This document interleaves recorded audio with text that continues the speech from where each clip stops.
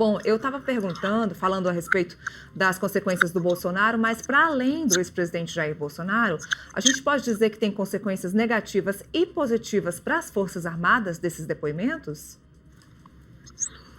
Acho que sim, em qual perspectiva? As Forças Armadas, elas tinham, de um lado, uma divisão durante o governo Bolsonaro daquilo que nós poderíamos chamar dos legalistas moderados, não eram profundamente ardorosos defensores, por exemplo, de um governo de esquerda, como o de Lula, mas são obedientes à Constituição, têm noção de que o Exército é uma instituição do Estado brasileiro e não de qualquer governo.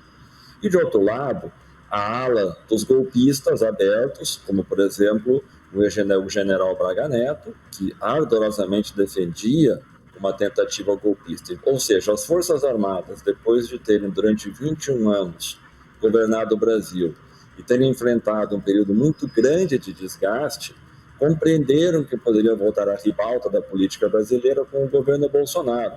Só que, para mim, o tiro saiu pela culatra.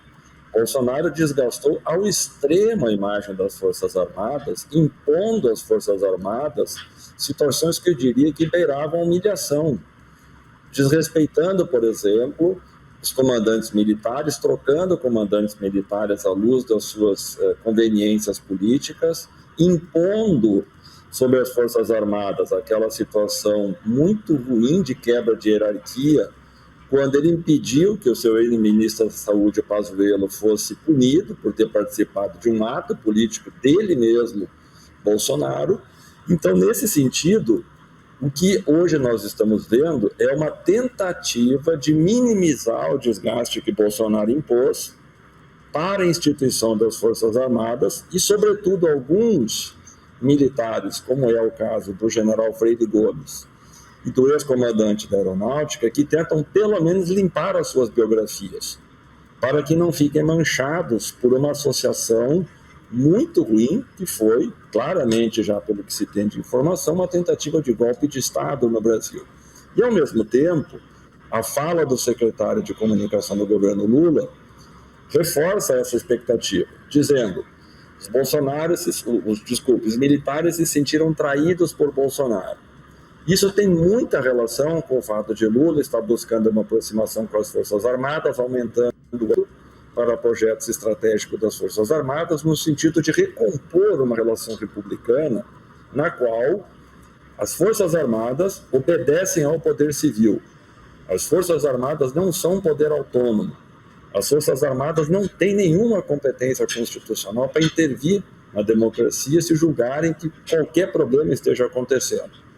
Então, o estrago feito pelo governo Bolsonaro, de fato, foi muito profundo, não só na imagem das Forças Armadas, que historicamente era uma das instituições mais bem conceituadas na sociedade brasileira, dadas as pesquisas de opinião, mas o estrago feito também no que diz respeito a dividir as Forças Armadas.